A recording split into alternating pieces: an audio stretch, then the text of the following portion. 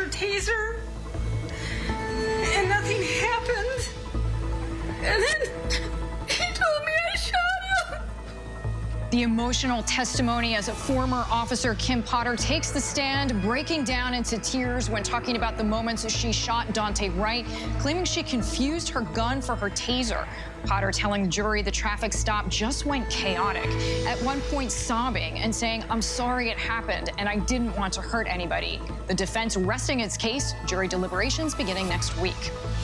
Tonight, the fears of a viral blizzard coming. More and more Americans testing positive for COVID-19. The U.S. averaging 120,000 new cases per day. Long lines again today to get tested. The White House with a dire warning for millions of unvaccinated Americans, telling them, quote, "You're looking at a winter of severe illness and death." 69,000 patients now hospitalized nationwide. And just ahead of the holidays, when so many are set to travel, Dr. Alok Patel standing by to answer your questions. Tonight, actor Chris Noth pushing back against allegations of sexual assault. 2 accusers coming forward to The Hollywood Reporter alleging attacks about a decade apart. A 3rd woman now coming forward accusing him of inappropriate behavior. Tonight, the serial killer investigation now underway in Virginia. Authorities making a chilling discovery. Human remains in a container in an isolated area, dubbing this the shopping cart killer. What we know tonight about the 4 bodies now found since August.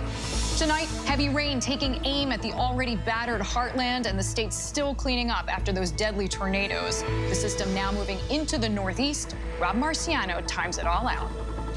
Tonight, our sneak preview at The Matrix Resurrections. The old gang is back, but also some new faces hitting the big screen. It's a swing Tiger Woods thought might never come again. Woods is back on the links 10 months after that car accident that nearly cost him his leg and threatened to keep him from playing the sport he loves. Tiger back on the course this weekend with his 12-year-old son, Charlie. Good evening. I'm Deirdre Bolton in for Lindsay Davis. Thank you so much for streaming with us. With Christmas Eve now just 1 week away, you could be forgiven for feeling a sense of deja vu all over again when it comes to the pandemic. As rising cases from the Delta variant increase, hospitalizations and deaths among the unvaccinated, new cases from the Omicron variant spreading rapidly. One medical expert warning today of a viral blizzard on the way as long lines for COVID testing build up around the country. That has led to renewed restrictions on gatherings, some schools and campuses returning to remote learning, and a flurry of cancellations in sports and entertainment. The nation is racing to stay ahead of the COVID surge as many head out for the holidays. There is one major difference today: safe and effective vaccines and boosters that do appear to provide protection from severe disease or worse, even from Omicron, as researchers work to determine just how dangerous it could be. For all the latest on today's developments in the pandemic, here's ABC's Ariel Reshef. Tonight, just 1 week ahead of Christmas, experts warning the country is heading for a devastating double punch as COVID cases skyrocket from coast to coast, fueled by the Delta variant already, and now the Omicron variant doubling every 2 to 3 days. We're really just about to experience a viral blizzard. I think in the next 3 to 8 weeks, we're going to see millions of Americans are going to be infected with this virus. Omicron now detected in at least 42 states, predicted to eclipse Delta within weeks. New York State breaking a single-day record for new infections, over 21,000. Earlier this week, Omicron accounting for at least 13% of new cases. Authorities believe it's likely much higher. In New York City, people waiting hours in testing lines, snaking around entire city blocks. Officials stepping up testing to try to beat back the surge. I mean, it's scary. You know, we don't know what's happening, but we're just doing the best we can. COVID already shutting down some restaurants and Broadway shows, the country's cultural institutions. An ominous reminder of the fraught early days of the pandemic. The lights of some of Broadway's biggest hits like Hamilton, Moulin Rouge, and Mrs. Doubtfire going dark. And holiday fixture the Rockettes today ending their 2021 season of their beloved Christmas spectacular. We were really just disappointed because we came all the way from Alabama. Like, that is a long way. We were all the way in our seats excited about the show. COVID also ripping through professional sports. Multiple NFL and NHL games postponed. Dozens of NBA players on COVID lists. And tonight, the nation's top health officials with a stark message for the unvaccinated. For the unvaccinated, you're looking at a winter of severe illness and death. For yourselves, your families, and the hospitals you may soon overwhelm. Dr. Fauci today pointing to new studies and what Omicron shows 5 months after the second vaccine shot. Virtually no degree of neutralization protection. Again, 1 month after the third dose, it goes well within the protective range.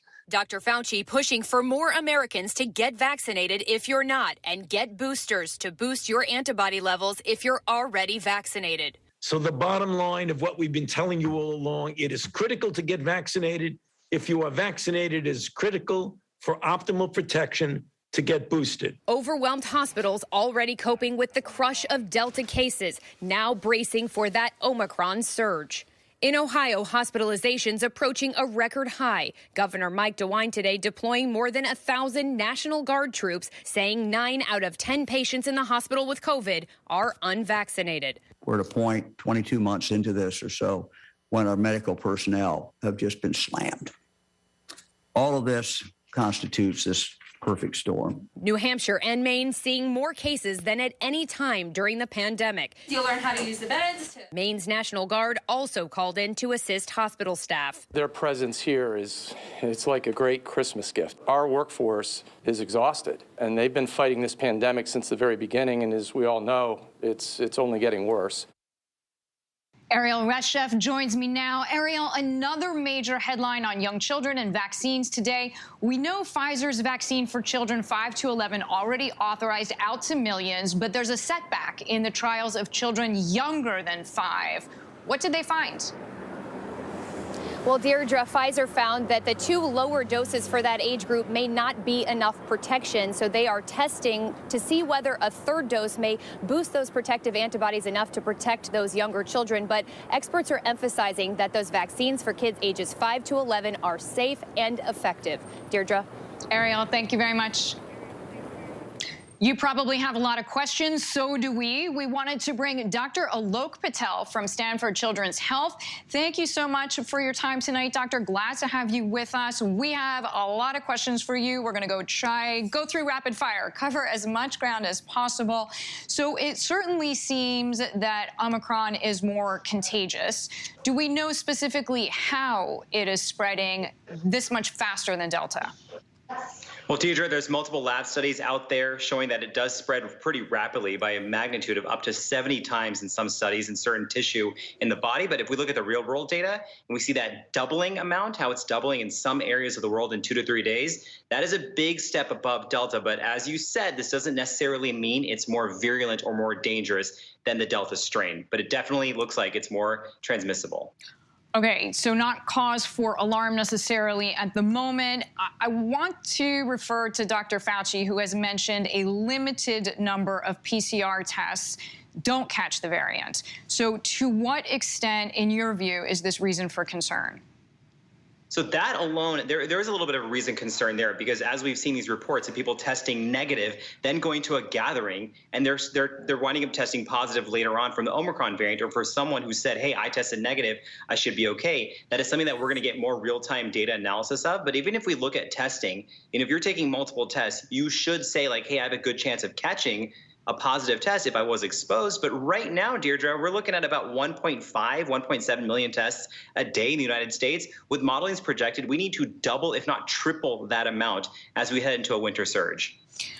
Is protection simply about how close you are to your last dose of any mRNA vaccine, or is it about the number of doses you have? Meaning, does having a booster shot mean more protection versus if you just got your second dose?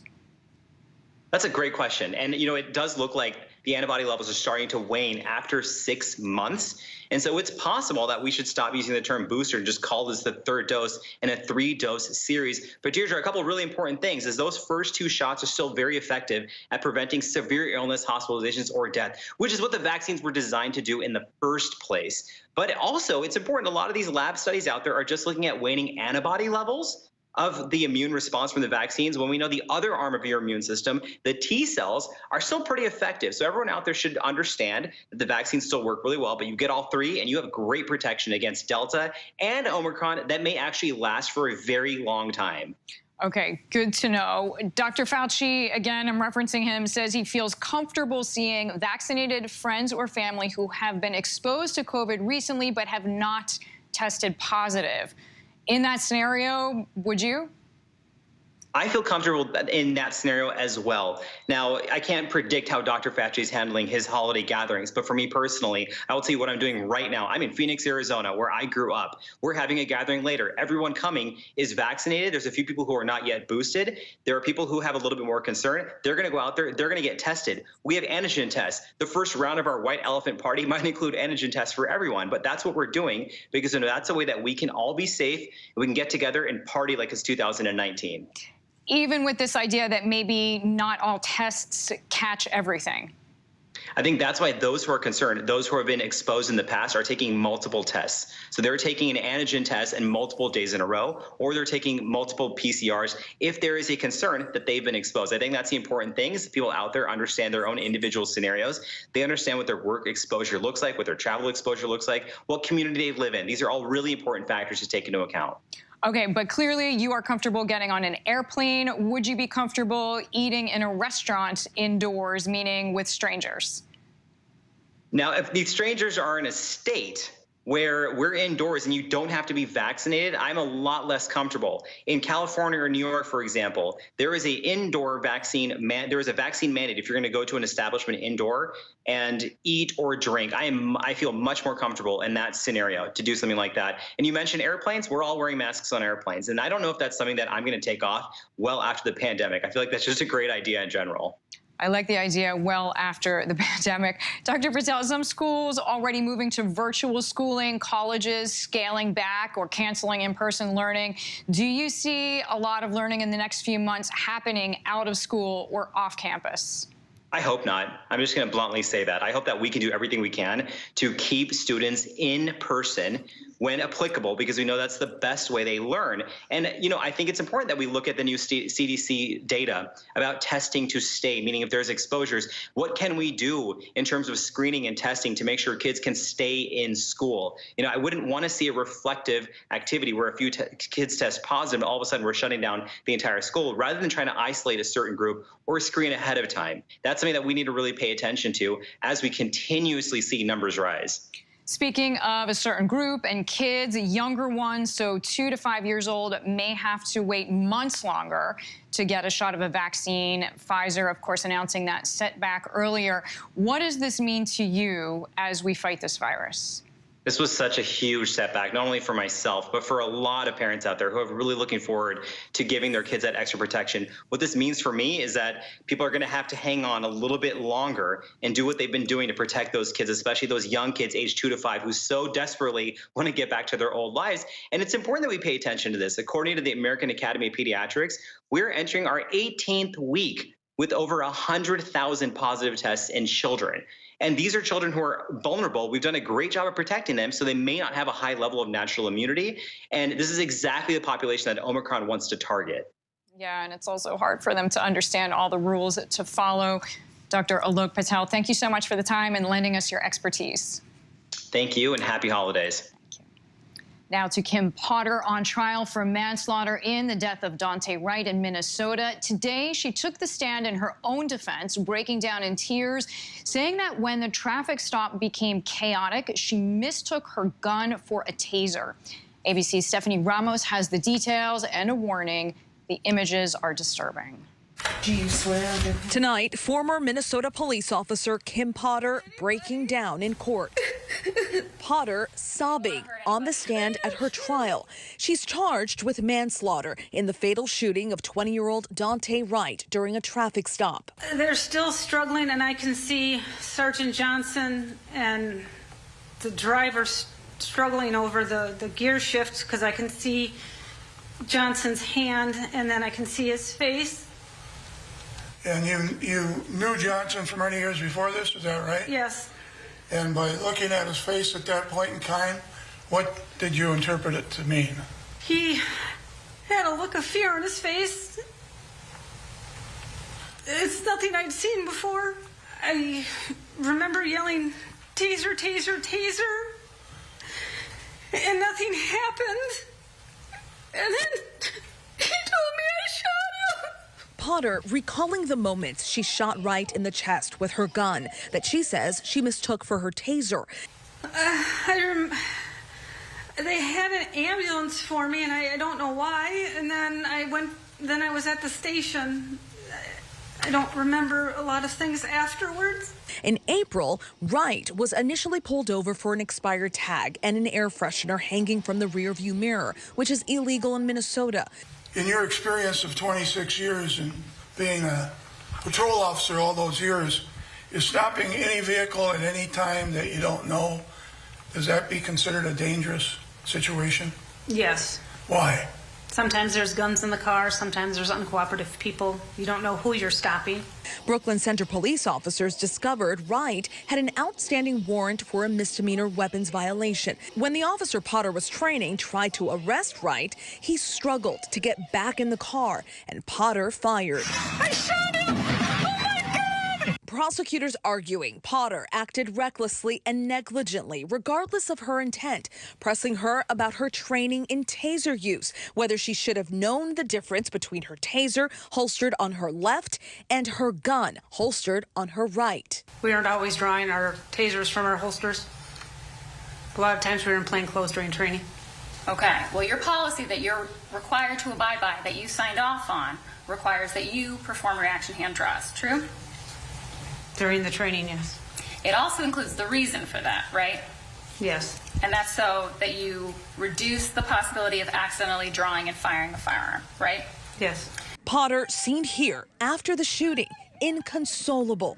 The body camera footage previously shown to jurors. Today, she broke down again when grilled by the prosecution. You stopped doing your job completely.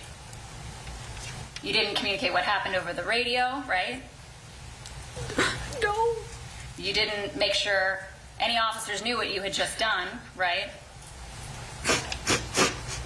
No. You didn't run down the street and try to save Dante Wright's life, did you? No. You were focused on what you had done, because you had just killed somebody. Right? I'm sorry it happened.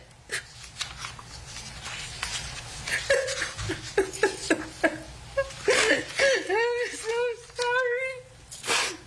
I didn't want to hurt anybody. Stephanie Ramos joins us now. Stephanie, to that last point, the defense claimed that it wasn't Potter's role to call in that shooting. Exactly, Deirdre. The defense saying it should have been a third officer, Sergeant Michael Johnson, to call in the shooting since he was the supervising officer on the scene. But as you heard there in the piece, the prosecution was really trying to point the finger at Potter, saying that she was reckless and that she didn't notify officers who were responding to the scene about what had just happened. They, of course, saying she did not do her job properly that day. And the defense, as you heard there, is saying that it wasn't her responsibility to do so, to call in that shooting. Deirdre. Stephanie, when do we expect the case to go to the jury? So sometime next week. We know that the defense has now rested. The defense and state attorneys will present their closing arguments on Monday, and we expect the jury to make their decision sometime next week. Deirdre. Stephanie Ramos, thank you very much. Joining us now to help unpack the Kim Potter trial and today's testimony is a legal expert, Bernarda Villalona. She is joining us from Joey Jackson Law. Bernarda, welcome. Thank you for being with us. Kim Potter gave a very emotional testimony today. The jury will deliberate next week. What do you think will stick with the jurors from Potter's own words? So in regards to Kim Potter's testimony today, yes, it was very emotional, but to me, it came off as a performance in the sense that it didn't come off as genuine. But then again, I'm not one of the jurors who's going to be deliberate on her fate. So we'll see what the jury actually thinks of her performance. If you compare it to what happened on April 11th of 2021, and that's what Kim Potter was trying to recreate, that emotion from that day, she failed in that sense because she had more emotion on April 11th 11th of 2021 that she did on the stand today. But regardless, the jurors, they are human, and they will take that into account in terms of her crying and her apologies. But it's not about her crying and apologizing today. It's about her actions on April 11th of 2021.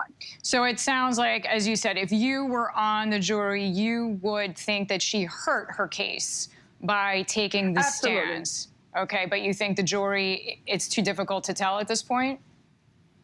It's going to all come down to closing arguments because, as you know from watching the trial, there were many inconsistencies in the prosecution's own case. When you have your own witnesses testifying, and that's Sergeant Johnson, that it was appropriate for Kim Potter to even use deadly force in the situation, that presents a big problem for the prosecution. In terms of Kim Potter testifying, I think she hurt herself more than she benefited herself because she was very inconsistent in terms of her demeanor and her believability on the stand. She was very aggressive doing cross-examination. She was trying to hide. She wasn't direct with her answers, and jurors take that into account when determining credibility, especially since she couldn't answer the basic question of when she was confronted with the gun and the taser, doesn't a gun weigh more than a taser? And she said, I don't know, which I think that is so apparent. The deceiving part of that is so apparent. And I believe that the jury should be able to see through that.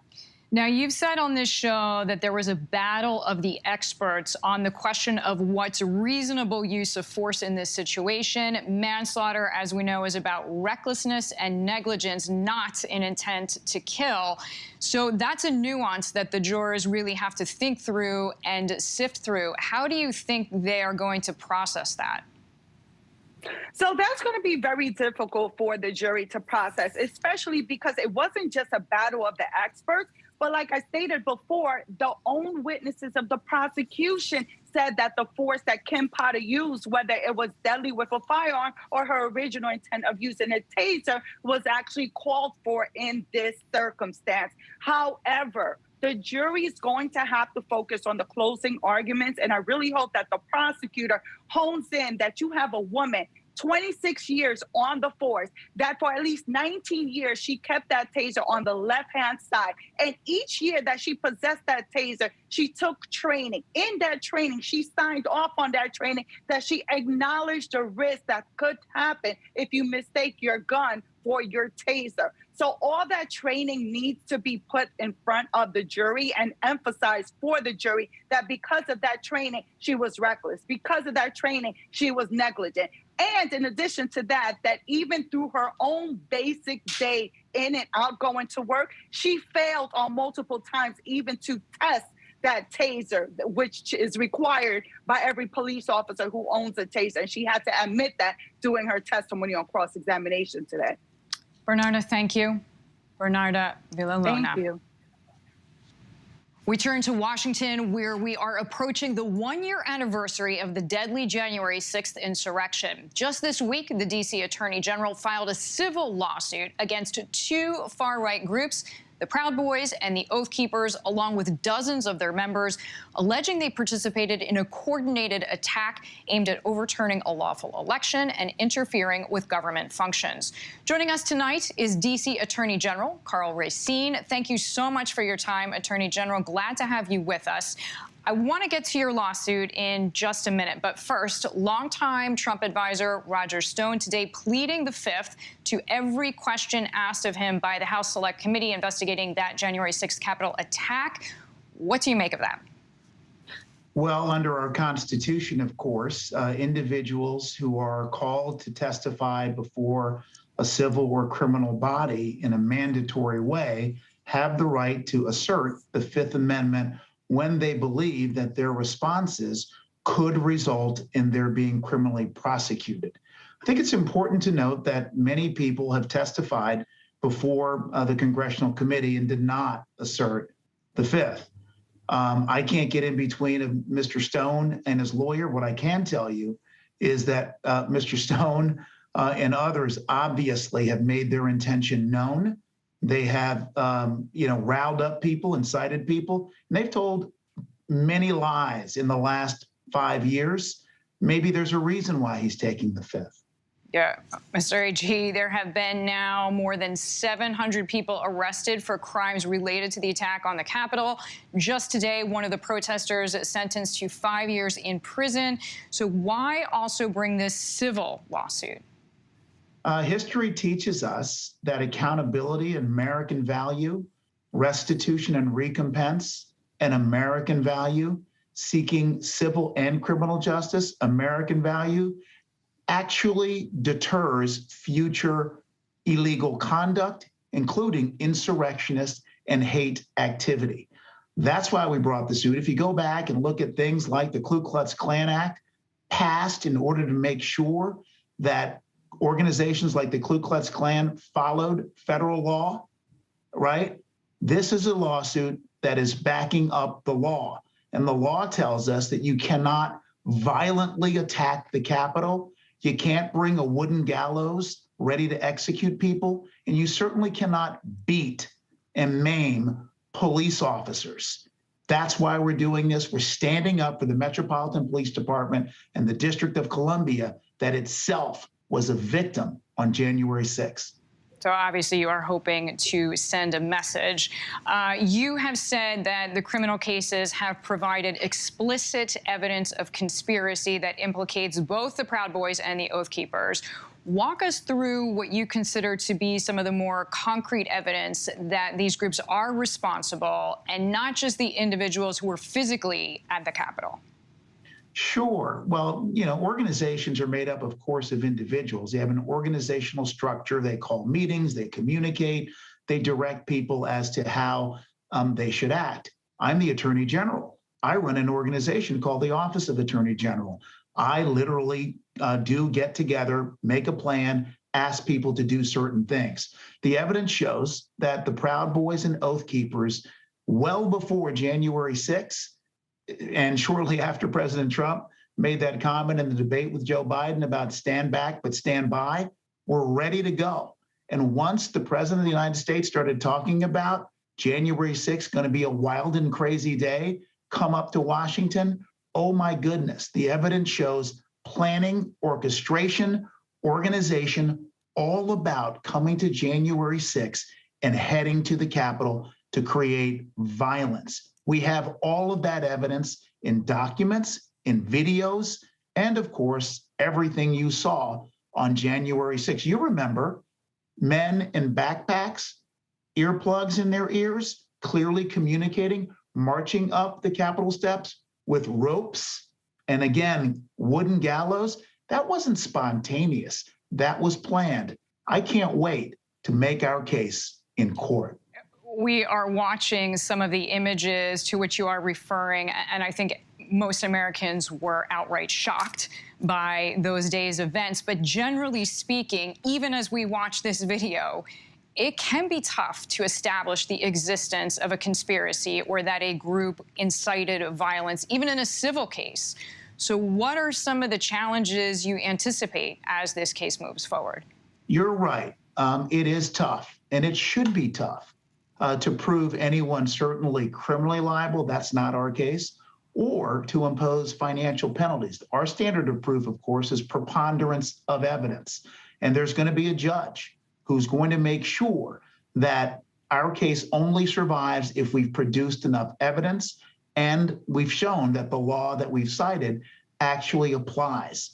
We believe that the documentary, visual, and admissions that we've seen already in the criminal cases will overwhelmingly establish our case far beyond a preponderance standard, which is our standard.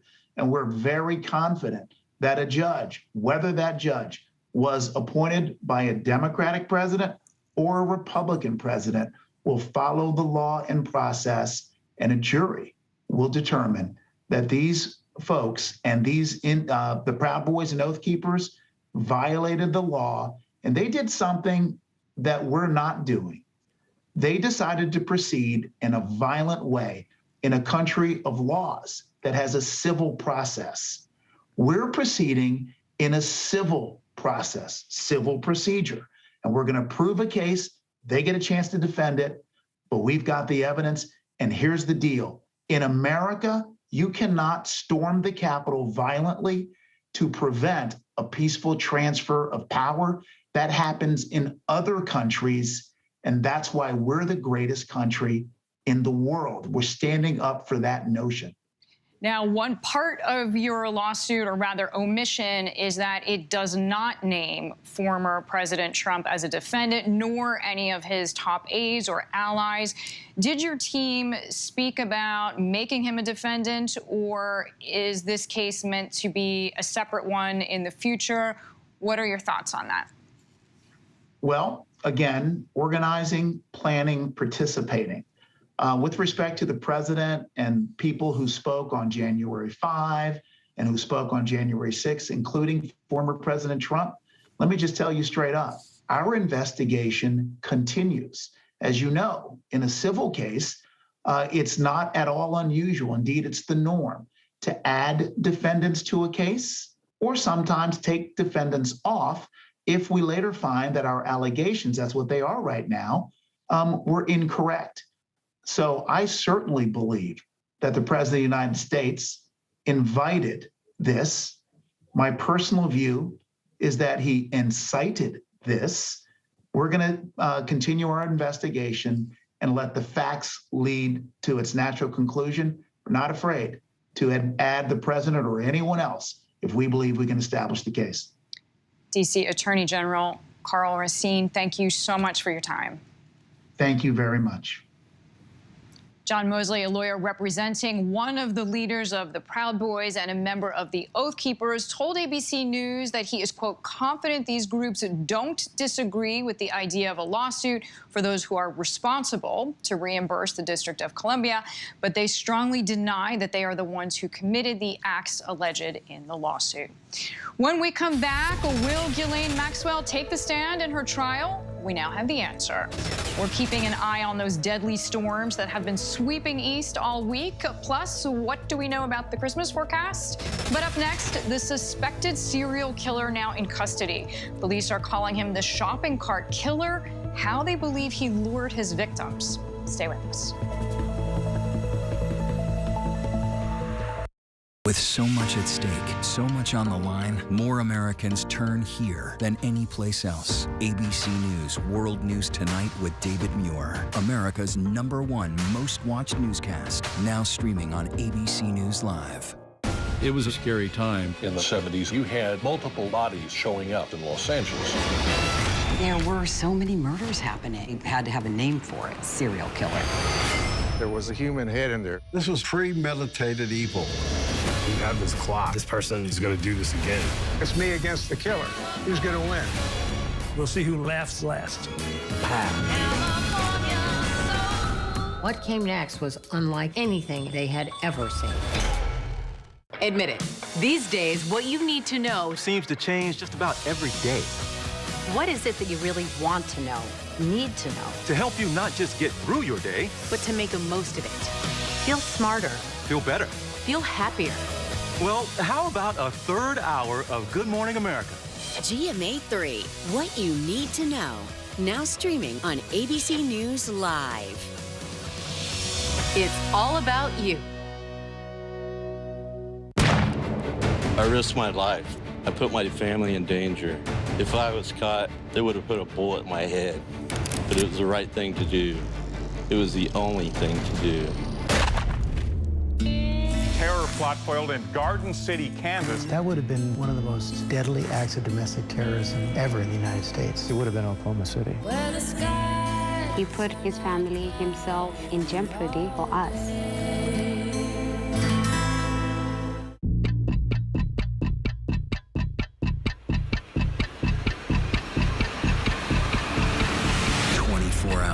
Assault on the Capitol, the ABC News original, exclusively on Hulu, now streaming.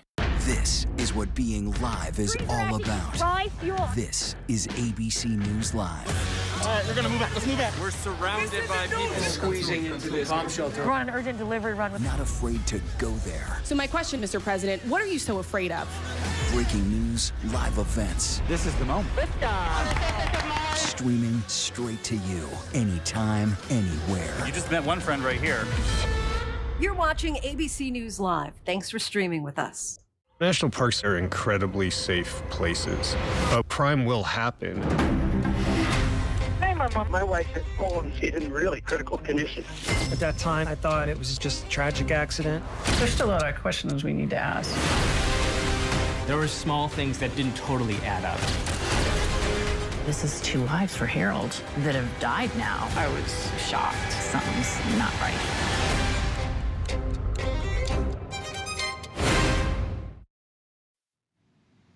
The shopping cart killer. That's what police in Virginia have named a man who is a suspect in the murders of at least 4 people. Worst of all, authorities think there could be more victims. ABC's Pierre Thomas has the details. Tanita Laura Smith, age 39, and 54-year-old Aileen Beth Redmond disappeared in Harrisonburg, Virginia this fall. Authorities say they were murdered. Their bodies found Thanksgiving week in a vacant lot, allegedly transported in a shopping cart. 130 miles away in Fairfax County, Virginia, officials found this shopping cart and 2 more bodies in a container. One of them believed to be 29-year-old Cheyenne Brown, who was 4 months pregnant. Authorities claim 35-year-old Anthony Robinson killed the women and that he's a serial killer. He's now in custody, but authorities fear there are more victims. Our serial killer is called the shopping cart killer. He preys on the weak, he preys on the vulnerable, and he does unspeakable things with his victim. Police say Robinson met the women through a dating site, would lure them to motels, and then bludgeon them to death. Authorities say they have found evidence, including surveillance footage, that ties Robinson to both scenes. It's fair to say that on the dating apps that he is known to use, there are other people that you need to contact. There are. We know he's been in contact with other people. We found 4 people that didn't make it. Police believe the suspect traveled as far north as New York and up and down the East Coast. Tonight, there's urgent concern that there could be more victims. Deirdre? Thanks, Pierre. Still ahead here on Prime, the new person making claims against actor Chris Noth, and our conversation with actress Jessica Henwich, who is starring in the new Matrix film. And it is the Pope's birthday. We take a look at what he's done since moving to the Vatican by the numbers. But first, our post of the day. Well, she hasn't posted yet, but Beyonce is now on TikTok.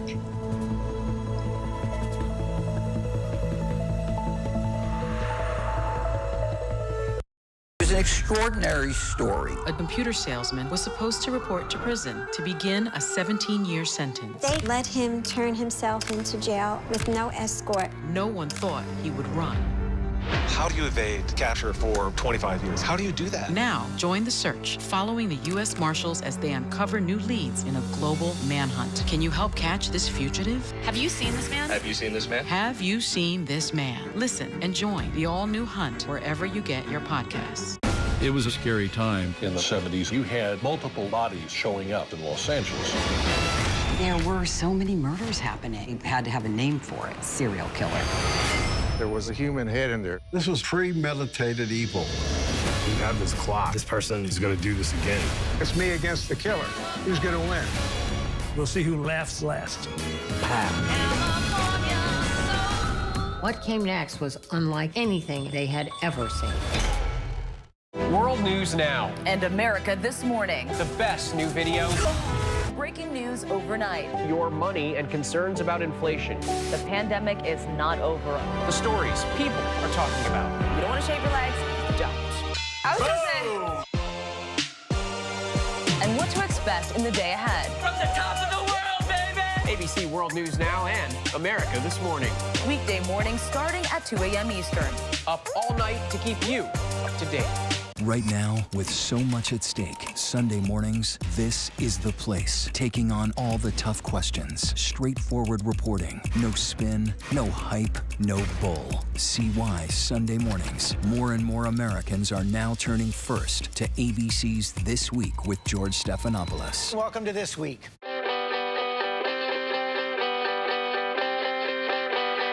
Let's do this. When you wake up in the morning, when you wake up in the morning, darling, I'll be by your side. I'll be there by your side. I'll be everything you wanted. I'll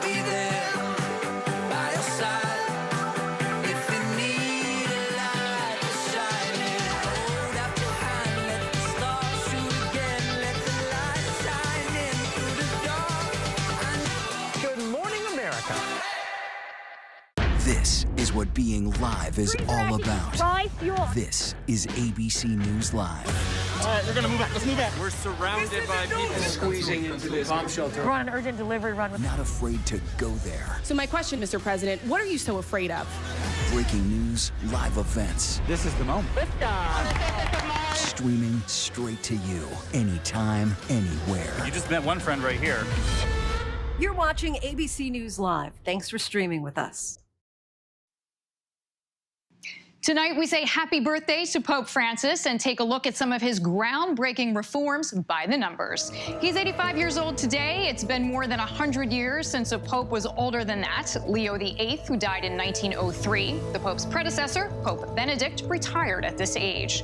Pope Francis's accomplishments are many. They include setting in motion an unprecedented 2-year consultation of rank-and-file Catholics to make the church more in tune with its people, and approving a 2019 law outlining how cardinals and bishops can be investigated for sex abuse cover-ups and pushing for greater accountability. The pontiff also tightening the belt on Vatican spending, ordering a 10% pay cut for cardinals across the board, and slashing salaries for Vatican employees. To fight corruption, the Pope imposed a $45 cap for gifts to the Holy See personnel and made it easier to criminally prosecute financial crimes within the Vatican. And of course, he is known for his humility, outreach, and diplomacy, with words of inclusion like, quote, if someone is gay and he searches for the Lord and has goodwill, who am I to judge? On his birthday, Pope Francis tweeted, each of life's stages is a time to believe, hope, and love. Wise words indeed. We still have a ton here to get to on Prime. Another day in closing arguments in the Elizabeth Holmes Theranos trial, what we know, the alleged threats against schools being made on TikTok, and how credible police believe they are. And Dolly Parton breaking some new Guinness World Records. We'll explain. But first, a look at our top trending stories on abcnews.com.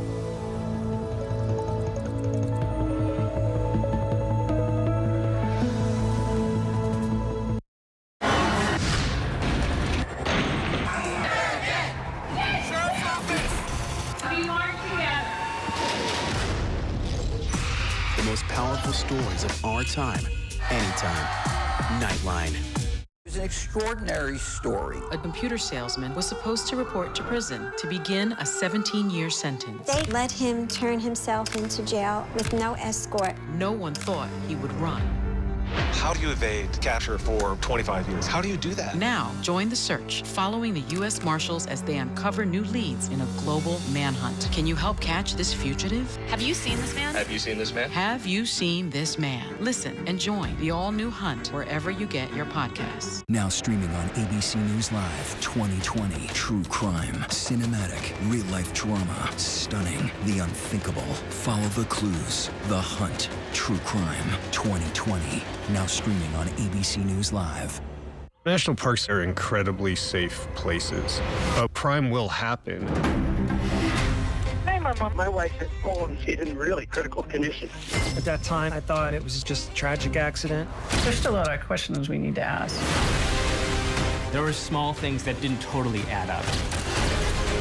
This is 2 lives for Harold that have died now. I was shocked. Something's not right.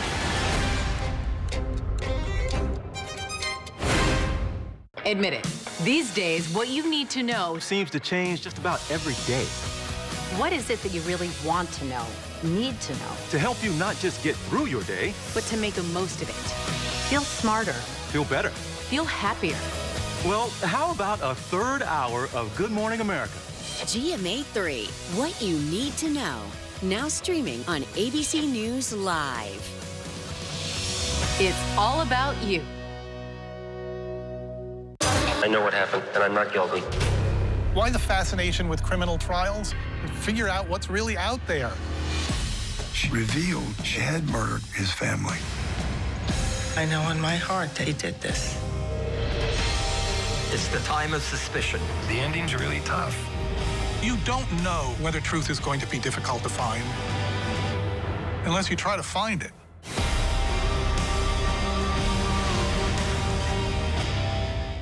This is what being live is all about.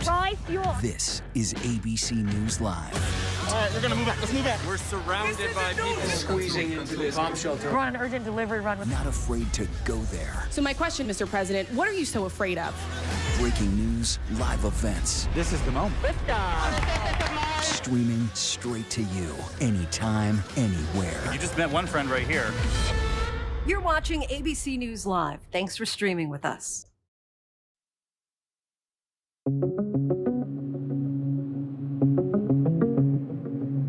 Ahead of the holidays, new COVID-19 concerns fueled by the Delta and Omicron variants. The Omicron variant now spiking across at least 39 states and Washington, D.C. Cases doubling every 2 to 3 days. Ohio's governor calling in the National Guard to help overwhelmed hospital staff. In Wisconsin, just 4% of ICU beds are free. And in Michigan, more than 500 patients are being admitted to the hospital every day. Where we are right now feels a lot like the first surge back in March of 2020. Saturday's matchup between the Las Vegas Raiders and Cleveland Browns is being moved to Monday at 5 p.m. This week alone, the Browns had 24 players either test positive for COVID or land on the COVID reserve list. 2 other games scheduled for Sunday, Washington versus Philly and the Rams versus the Seahawks, have been moved to Tuesday. Rumors on the social media site TikTok of a threat of shootings and bombings at school campuses for Friday warned students to stay at home. Many schools bringing in increased security. In the wake of the recent tragedy at a Michigan high school, the local county has now documented more than 135 threats. And on Long Island, New York, one district reports a 148% spike in school threats this year. FBI officials say they're aware of the rumors but have received no credible threats. The defense has arrested in the New York trial of Gillene Maxwell, who did not take the stand. Jeffrey Epstein's longtime associate is charged with federal sex trafficking.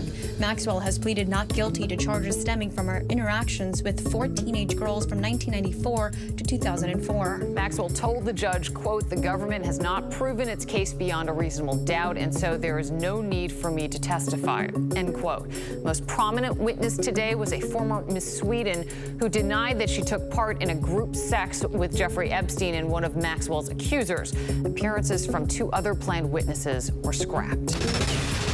Director and actor Zoe Lister-Jones, the latest to accuse actor Chris Noth of sexual impropriety. The 39-year-old said Noth was inappropriate on set, citing one drunken exchange while filming Law & Order. The latest coming after The Hollywood Reporter published 2 women's allegations against Noth. The first claims Noth raped her in his Los Angeles apartment in 2004. The other alleged incident was more than a decade later in 2015. A server at a New York nightclub says she went on a date with Noth and they ended up back in his apartment. It was there, the woman claims, Noth forced her to have sex. In a statement, Noth questioned the timing of the allegations, calling them categorically false and saying, "No always means no. That is a line I did not cross."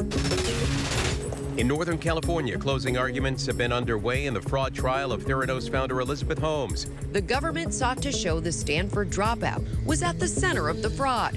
The defense, meantime, telling the jury Holmes was building a business and not a criminal enterprise, pointing to her powerful board of directors, asking, would she have assembled these luminaries if she'd been trying to pull off a crime? If convicted, she faces up to 20 years in prison.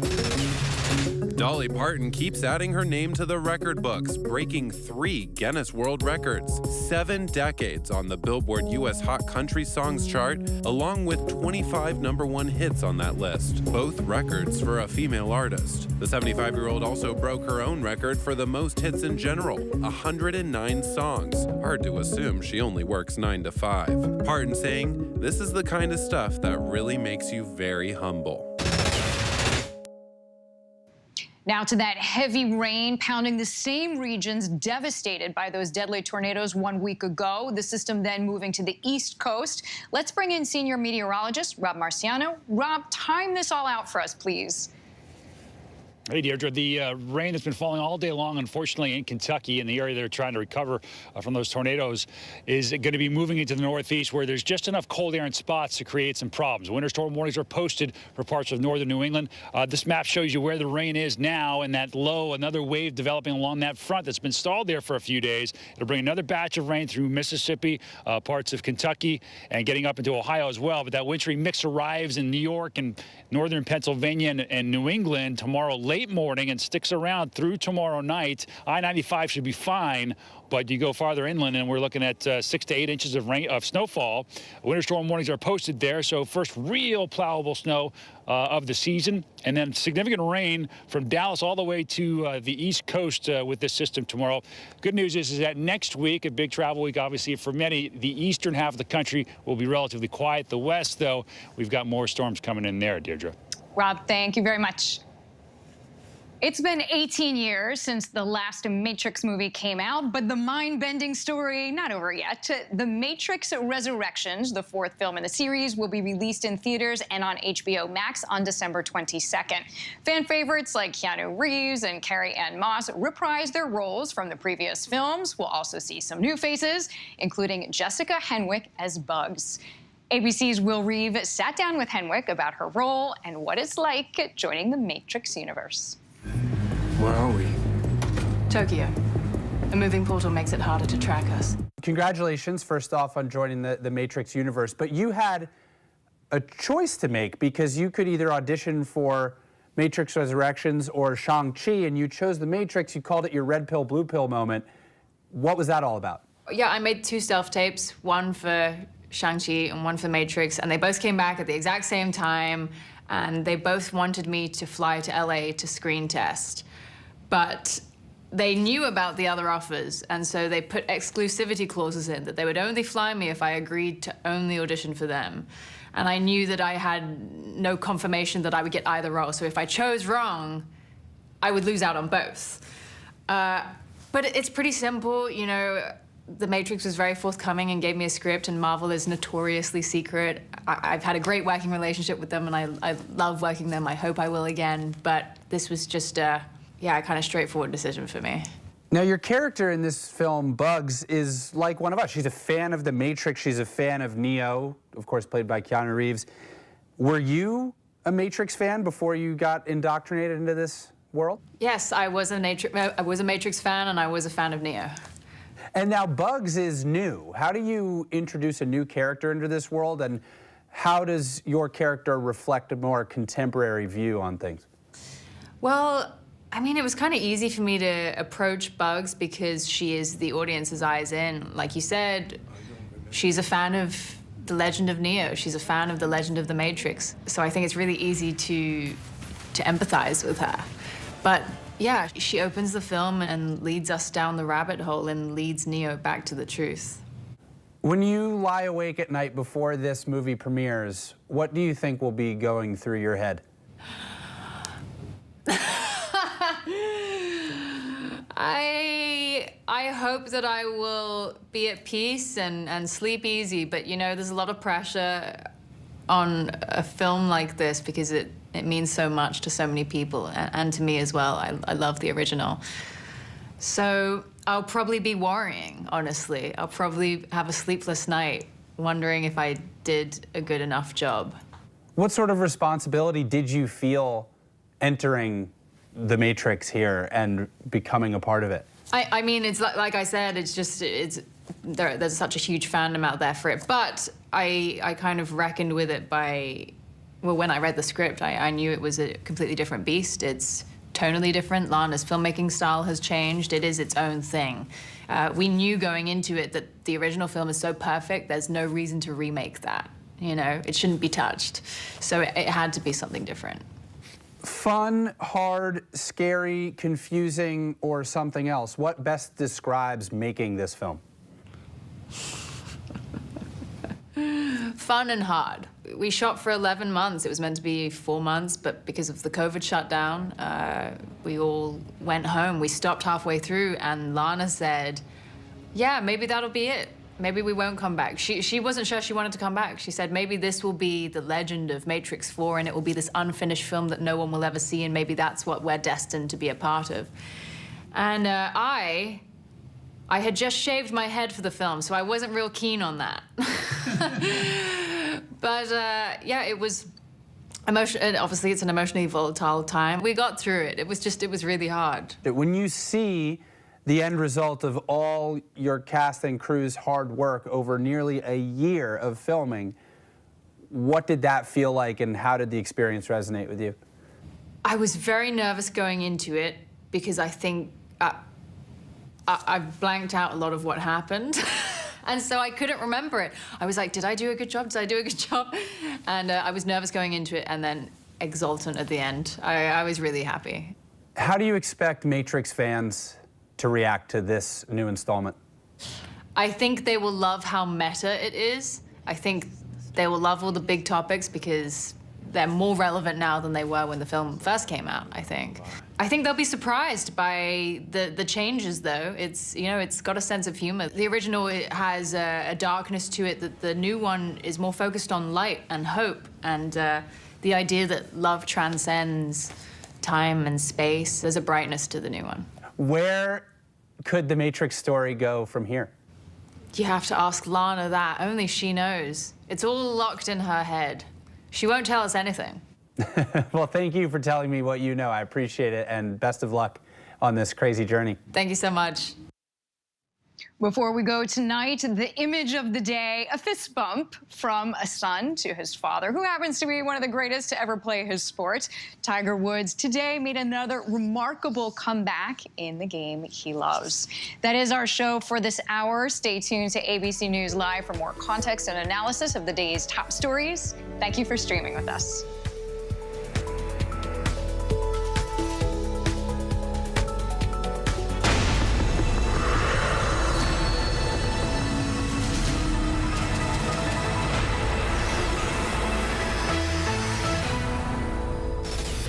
Coming up in the next hour, with just days until Christmas, the consumer warning about some Grinches who are committing online scams. And our conversation with Ben Affleck. Stay with us. More Americans choose ABC News, America's #1 news source. This is what being live is all about. This is ABC News Live.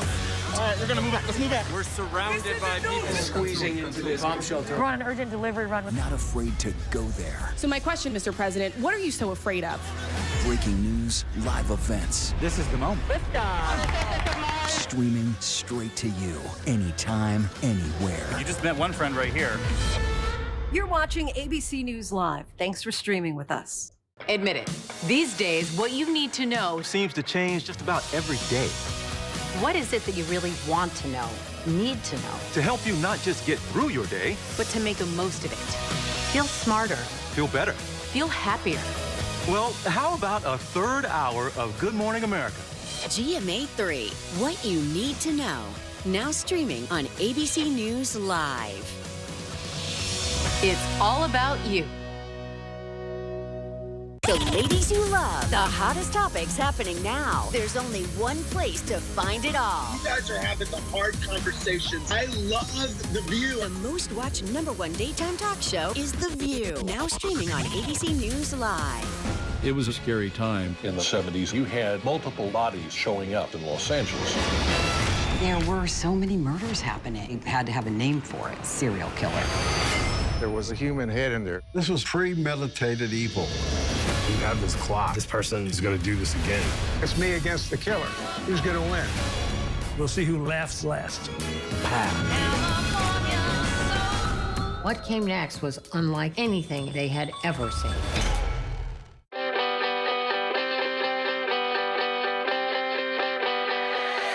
When you wake up in the morning, when you wake up in the morning, darling, I'll be by your side. I'll be there by your side. I'll be everything you wanted. I'll be there by your side. If you need a light to shine.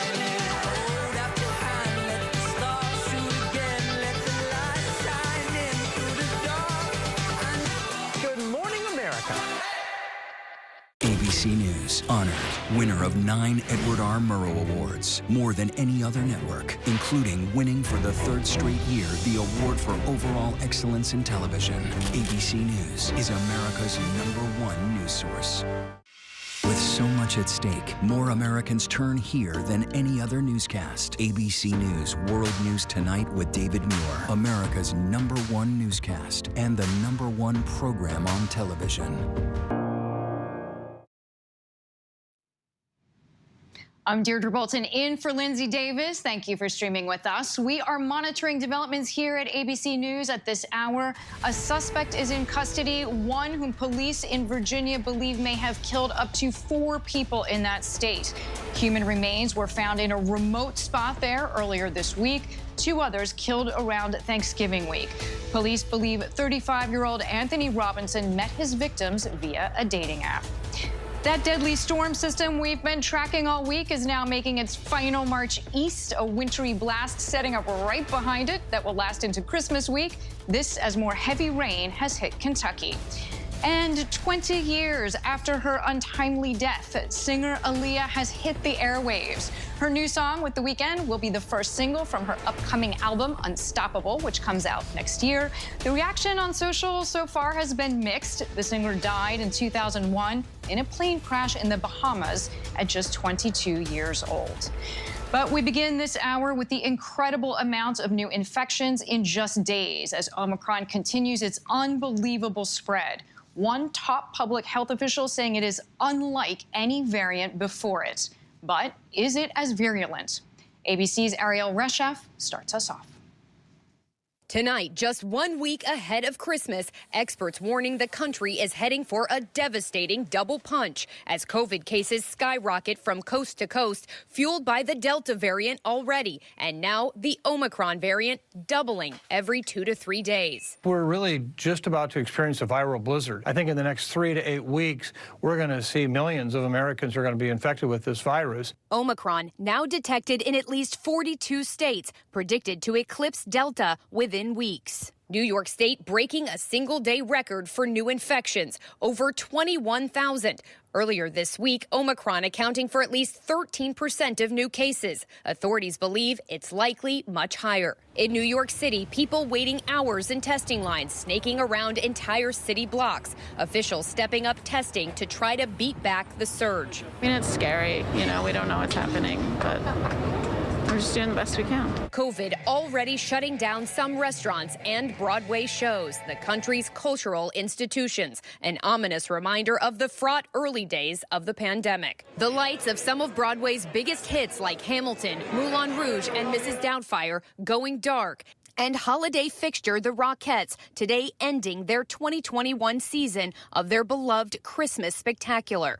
We were really just disappointed because we came all the way from Alabama. Like, that is a long way. We were all the way in our seats excited about the show. COVID also ripping through professional sports. Multiple NFL and NHL games postponed. Dozens of NBA players on COVID lists. And tonight, the nation's top health officials with a stark message for the unvaccinated. For the unvaccinated, you're looking at a winter of severe illness and death. For yourselves, your families, and the hospitals you may soon overwhelm. Dr. Fauci today pointing to new studies and what Omicron shows 5 months after the second vaccine shot. Virtually no degree of neutralization protection. Again, 1 month after the 3rd dose, it goes well within the protective range. Dr. Fauci pushing for more Americans to get vaccinated if you're not, and get boosters to boost your antibody levels if you're already vaccinated. So the bottom line of what we've been telling you all along, it is critical to get vaccinated. If you are vaccinated, it is critical for optimal protection to get boosted. Overwhelmed hospitals already coping with the crush of Delta cases, now bracing for that Omicron surge. In Ohio, hospitalizations approaching a record high. Governor Mike DeWine today deploying more than 1,000 National Guard troops, saying 9 out of 10 patients in the hospital with COVID are unvaccinated. We're at a point 22 months into this or so when our medical personnel have just been slammed. All of this constitutes this perfect storm. New Hampshire and Maine seeing more cases than at any time during the pandemic. You'll learn how to use the beds. Maine's National Guard also called in to assist hospital staff. Their presence here it's like a great Christmas gift. Our workforce is exhausted, and they've been fighting this pandemic since the very beginning, and as we all know, it's only getting worse. Our thanks to Ariel. Now to the emotional testimony today in the manslaughter trial of Kim Potter in the death of Dante Wright in Minnesota. She took the stand in her own defense, saying the traffic stop became chaotic when she mistook her gun for a taser. Breaking down in tears, she apologized. ABC's Stephanie Ramos has the details and a warning. These images are disturbing. Do you swear? Tonight, former Minnesota police officer Kim Potter breaking down in court. Sobbing on the stand at her trial. She's charged with manslaughter in the fatal shooting of 20-year-old Dante Wright during a traffic stop. I remember yelling, "Taser, taser, taser," and nothing happened. And then he told me I shot him. Potter recalling the moments she shot Wright in the chest with her gun that she says she mistook for her taser. In April, Wright was initially pulled over for an expired tag and an air freshener hanging from the rearview mirror, which is illegal in Minnesota. Brooklyn Center police officers discovered Wright had an outstanding warrant for a misdemeanor weapons violation. When the officer Potter was training tried to arrest Wright, he struggled to get back in the car, and Potter fired. I shot him! Prosecutors arguing Potter acted recklessly and negligently, regardless of her intent, pressing her about her training in taser use, whether she should have known the difference between her taser holstered on her left and her gun holstered on her right. We aren't always drawing our tasers from our holsters. A lot of times we were in plain clothes during training. Okay, well, your policy that you're required to abide by, that you signed off on, requires that you perform reaction hand draws, true? During the training, yes. It also includes the reason for that, right? Yes. And that's so that you reduce the possibility of accidentally drawing and firing a firearm, right? Yes. Potter seen here after the shooting, inconsolable. The body camera footage previously shown to jurors. Today, she broke down again when grilled by the prosecution. You stopped doing your job completely. You didn't communicate what happened over the radio, right? No. You didn't make sure any officers knew what you had just done, right? No. You didn't run down the street and try to save Dante Wright's life, did you? No. You were focused on what you had done, because you had just killed somebody. Right? I'm sorry it happened.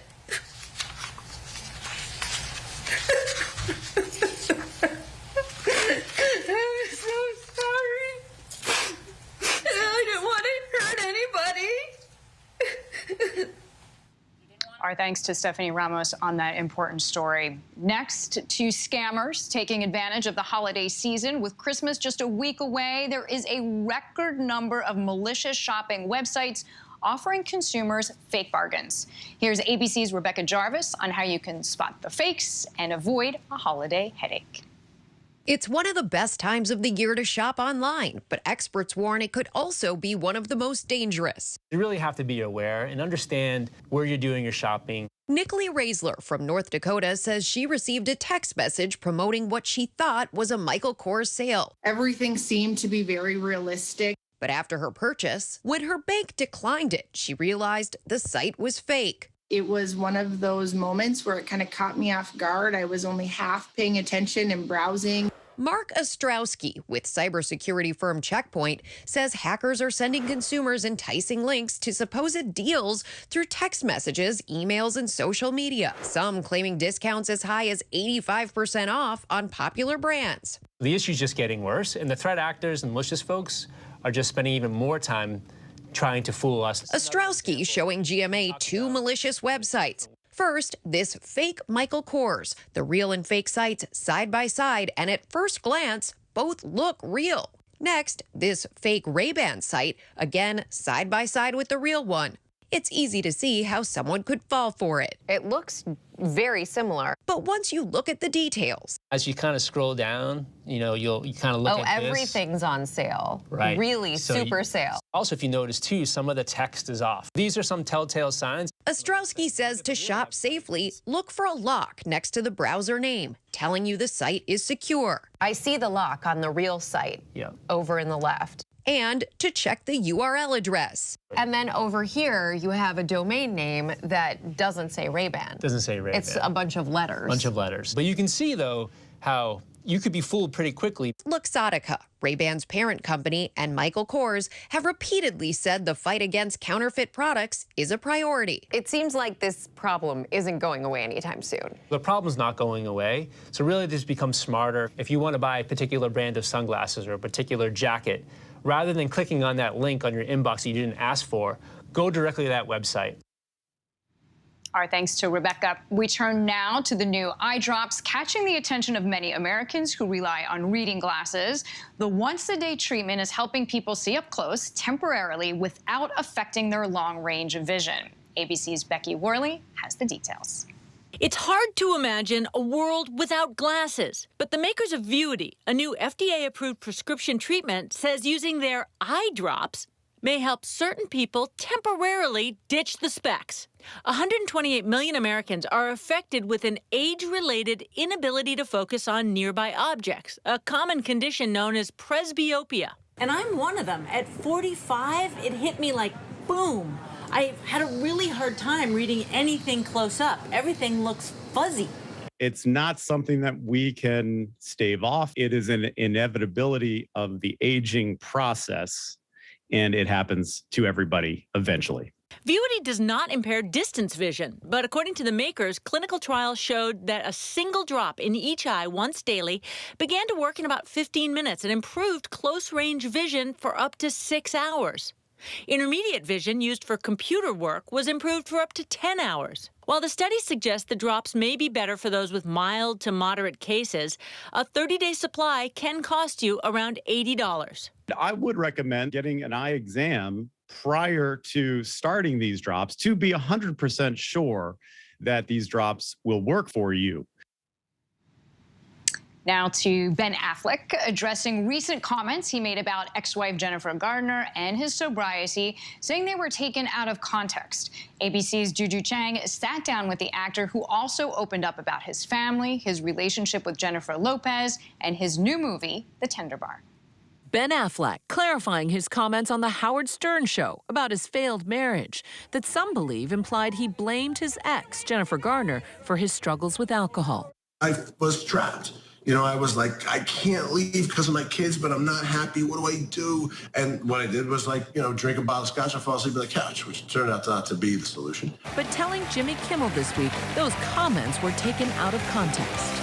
They had literally taken the conversation that I had for 2 hours and made it seem as if I was saying the exact opposite of what I said. I had gone on and said, how much we respect each other and cared about each other and cared about our kids and put them first and went through our stuff. I would never want my kids to think I would ever say a bad word about their mom.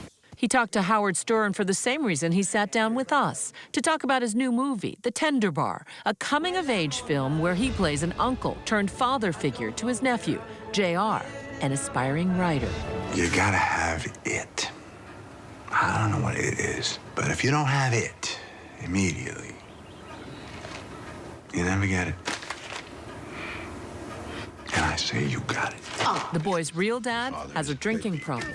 One of the themes of The Tender Bar is really that JR manages to break the cycle of addiction that clearly is rooted in his family. You know, you've talked about having to live publicly, struggling with addictions and stuff. How has that shaped sort of what you looked at in this project? We all want to pass on the best of ourselves to our children. I don't care who you are. I'm quite sure that you feel at some point in your life you've made missteps, you've taken a road you didn't want to take, or you've had some problems. Nobody wants to transfer that to the children. We want to transfer all the best of ourselves and leave that stuff out. And that's a real task that everybody faces, whatever those issues are. The alcoholism is complex. The sobriety is complex. But on some level, you've talked about how some of the hardships that you've faced, you're grateful for. I've been obviously perfectly open and comfortable about, like, I don't think there's anything all that special or particularly interesting about being a recovering alcoholic. It's very, compulsive behavior and addiction is so pervasive and common. And yeah, there's some like a shame associated with it. There's also a very rewarding, enriching process of overcoming that. But it's also like, that's part of my life. It's not the most interesting thing, I think, about my life. One of those more interesting things, his rekindled romance with Jennifer Lopez. You are living, in some ways, a second chance, whether it's with your sobriety or with love. I feel like at the end of the day, everybody needs second chances. I don't know anybody who's done everything right their whole life. We all have hurdles. We all fail. I mean, that's the truth. The 49-year-old says his priorities in the movie business have also evolved. There aren't enough movies. There isn't enough success. There aren't enough likes on Instagram. Those things will never fill you up. They will never make you happy. What makes him happy now?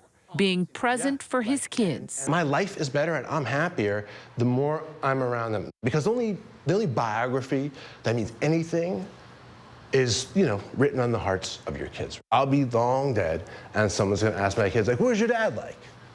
And that's when I'll know what my life was worth, Our thanks to Juju Chang. Esports has become a billion-dollar business as hundreds of millions online and thousands in stadiums watch the best multiplayer video game players compete. But what if an artificial intelligence player or bot could learn a video game well enough to beat the best in esports from around the world? An intrepid team of engineers at artificial intelligence firm OpenAI took on that challenge, building the most powerful esports bot to defeat the world champions of Dota 2, one of the most complex video game systems ever to be created. The team's journey is chronicled in the documentary Artificial Gamer. Take a look. There's this really long history of using games as a benchmark for AI. The goal was always to solve this very hard game that seemed right at the edge of what might be possible. What is artificial intelligence? Susan Sang was on the team of engineers of OpenAI, is featured in the documentary. She is now with Meta, the company formerly known as Facebook. She is with us now. Susan, welcome. Glad to have you with us. Dota 2 has millions of gamers playing worldwide. For those who aren't familiar with the world of esports, please describe the scope of the tournament and the complexity of Dota 2. Yeah, so the Dota 2 every year hosts this the international tournament, and the prize pool is millions and millions of dollars, and it's been going on for at least 8 or 9 years now. And this game is incredibly complex. There's 2 teams of 5 players, and the whole point of the game is to defeat or capture the ancient in the other opponent's base. And so the game mechanics are such that there's, over 100 heroes or players that you can choose from. And the team composition and the games, each time it's extremely, it plays out very differently. And so for Dota 2, I think this complexity leads to definitely a lot of interest from players as they sort of witness some of the best teams compete against one another. So what is reinforcement learning, and how does that affect the performance of a bot within Dota 2? Yeah, reinforcement learning at a high level is kind of how you would imagine sort of teaching a puppy new tricks, right? The whole point of reinforcement learning is that you have a system, sort of environment that you can now model agents and their behaviors within this environment, and you can reward them as they take actions that are sort of what you want them to learn. And in our case, we were able to use these principles to teach these, bots effectively how to play the game incrementally over time and learn these behaviors that improved their performance slowly. So what were some of the challenges that you and your team faced in teaching the bot through trial and error to take on this game?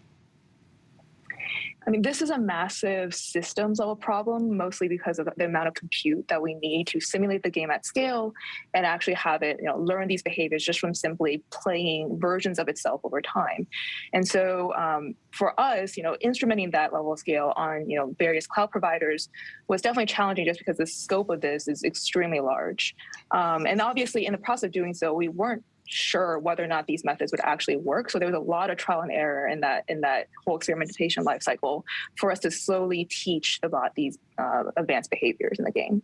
Not only is the scope large, you had the clock ticking. You had to build this system within a year. So what was that journey like for you, for your team? How did that just constant pressure contribute to your mission?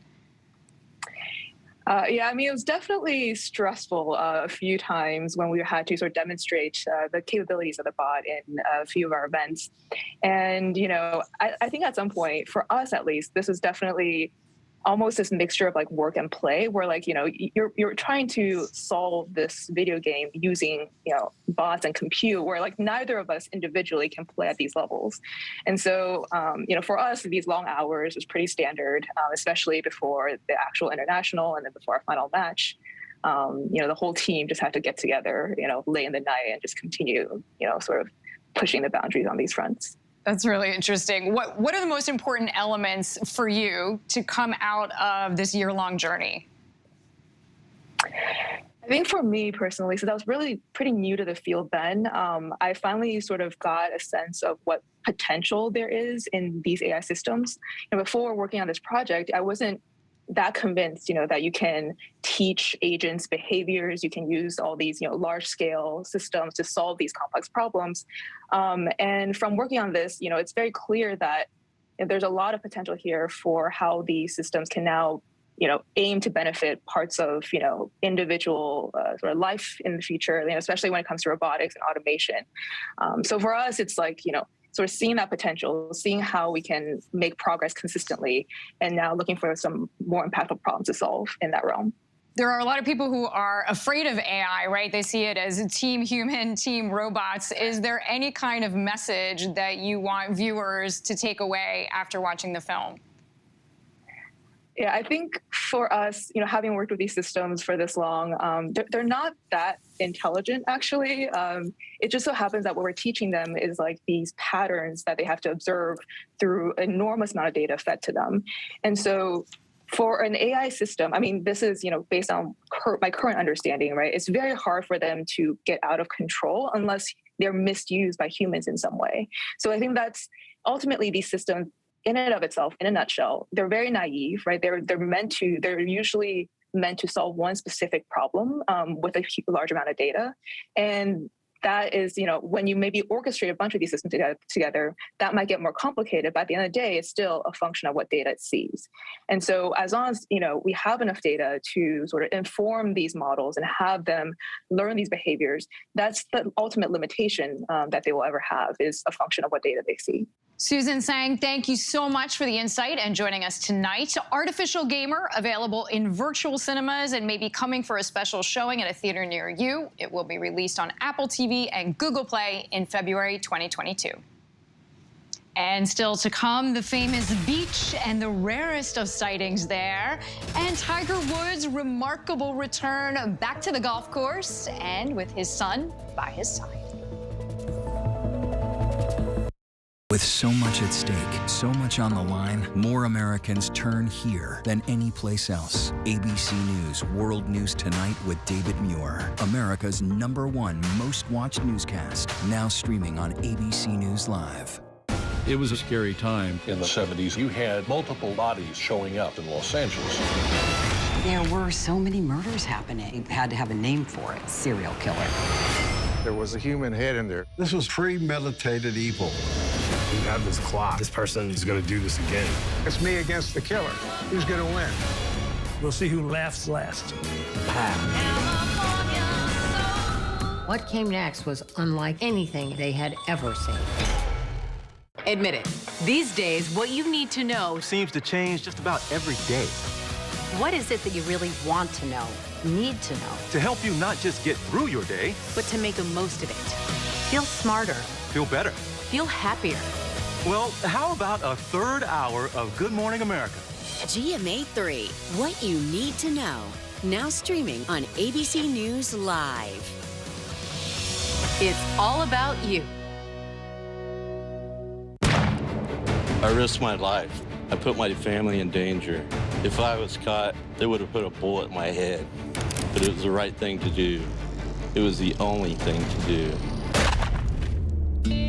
Terror plot foiled in Garden City, Kansas. That would have been one of the most deadly acts of domestic terrorism ever in the United States. It would have been Oklahoma City. He put his family, himself, in jeopardy for us.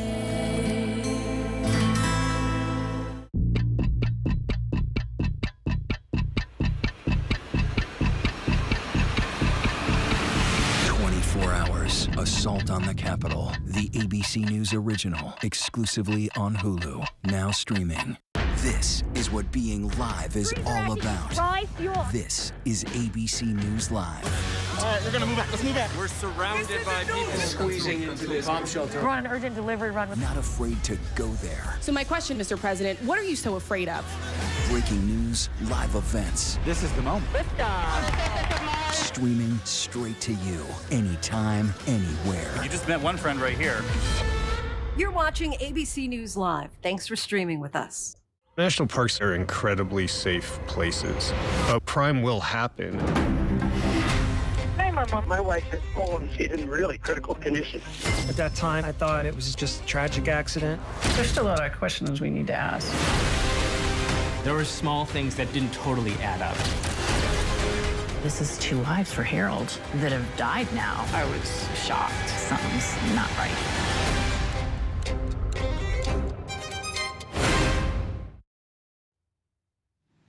We're tracking several headlines around the world. Flash floods in northern Iraq destroyed cars, brought mud and debris, as well as the deaths of at least 8 people.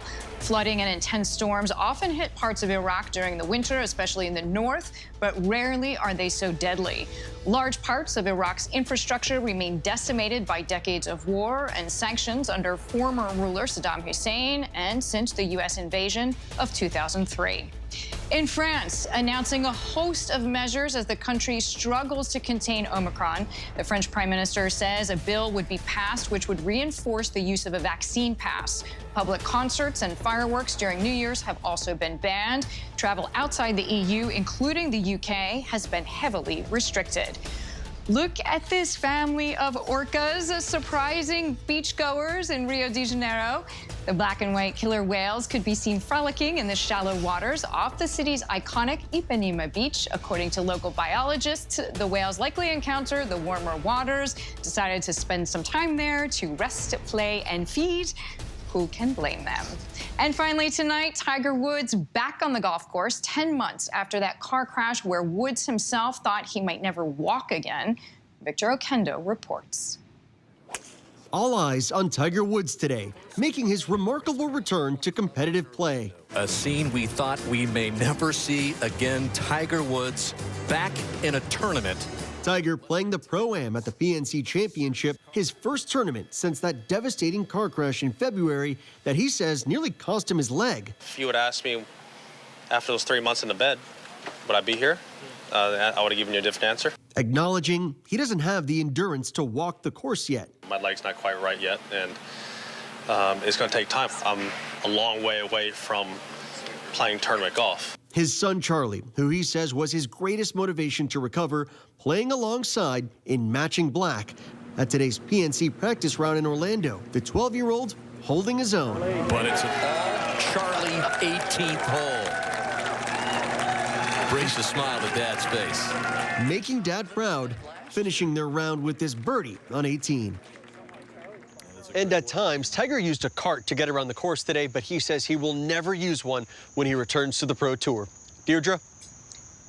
That's our show for tonight. Stay tuned to ABC News Live for more context and analysis of the day's top stories. I'm Deirdre Bolton. Thank you for streaming with us.